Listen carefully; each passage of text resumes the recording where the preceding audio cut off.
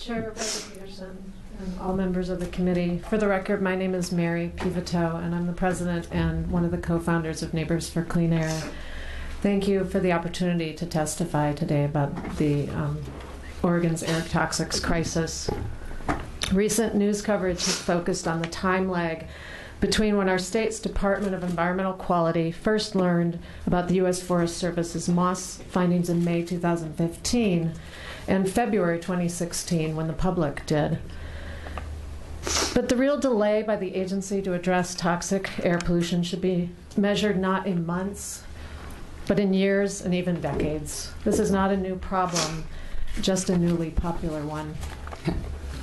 In 2009, 6 years after Oregon's air quality rules were amended to purportedly address the dangerous air toxics that Federal Clean Air Act doesn't, I stumbled on a national study showing that Chapman Elementary School, the PPS school that my 3 daughters have attended, ranks among the worst 2% in the nation for schools with exposure to toxic industrial air pollution.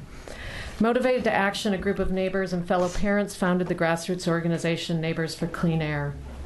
Since then, we have taken on the pollution battles that our state regulators won't, in what has become an ongoing David versus Goliath fight. Without state-level accountability, we have been left with do-it-yourself air emissions regulations, relying on hard-won good neighbor agreements and odor regulations to make headway. Neighbors for Clean Air has been successful in winning small battles against big polluters like ESCO Steel, Vigor, and Intel.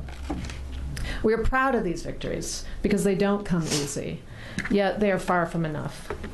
I specifically learned about Portland's elevated levels of cadmium and arsenic along with diesel particulates and a dozen other toxics that exceeded the established health thresholds over 5 years ago as a member of DEQ's Portland Air Toxic Solutions Advisory Committee. I've submitted today into public record 2 documents that DEQ's staff shared with the committee several years ago.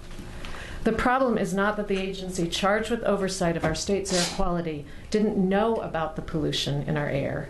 As these documents clearly show, one summary memo from 2011 entitled North Portland Cadmium Source Investigation, as well as monitoring reports from 2005, regulators knew but failed to act to protect our health, which is one of its key missions. When more than 100 schools still fall in the worst 10% nationally for exposure to industrial pollution, and when 460 Oregonians' deaths each year are attributed to diesel exhaust, it's clear that this isn't a problem that can be fixed voluntarily, polluter by polluter. It needs to be fixed at the system level. We don't need more study. We don't need a work group. And you will pardon my skepticism at hearing Director Peterson talk about stakeholder involvement. While more money and new laws will certainly help, there are 2 concrete, proactive steps that DEQ can and should take now. Number 1, DEQ should immediately require facility-by-facility risk assessment and management. It's astounding that a facility is required to report many of the toxic substances in their emissions, but there's no follow-on requirement to assess and manage the risk to public health.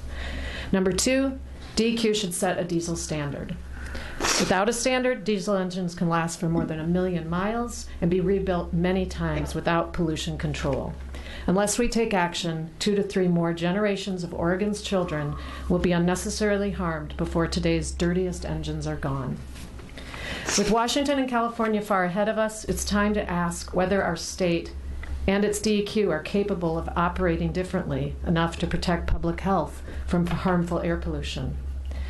But I am delivering today with me over 4,687, I think the last time I checked, signatures that have been collected just in the last week from people like me, like Sarah, like Mary, who know that it's long past due that air emissions regulations be designed and carried out to protect Oregon's health, period.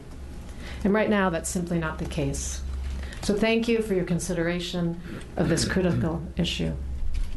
Thank you. Questions for this panel?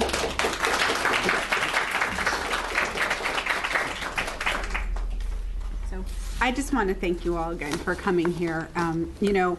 I live in East Portland. My district is in East Portland. We have a garden, right? You think that you are in Portland for doing the eating healthy, eating local, trying to grow your own food. The scariest thing I can imagine as a mom with my 2 kids is to find out what I've been doing to feed my family is possibly endangering them. So I really appreciate you taking the time to be here today to do this. We've done a lot of work in this body to be a leader, so that ORG can be a leader in big issues like making sure that we get reduced carbon emissions from the transportation sector, that we're looking at getting coal out of our electricity. These are things that I'm really proud to do. But when something like this comes up and you realize that for all that big work we're doing, there are things that there are potentially dangerous toxins in our environment, in our neighborhoods, at the local level that we're not aware of and that nothing has been done. It's very frustrating, and it's, I think, a wake-up call for myself and the other legislators that are here that we need to take more action on this. So I appreciate the work that you've been doing for years on this and again, taking the time to be here today. Thank you.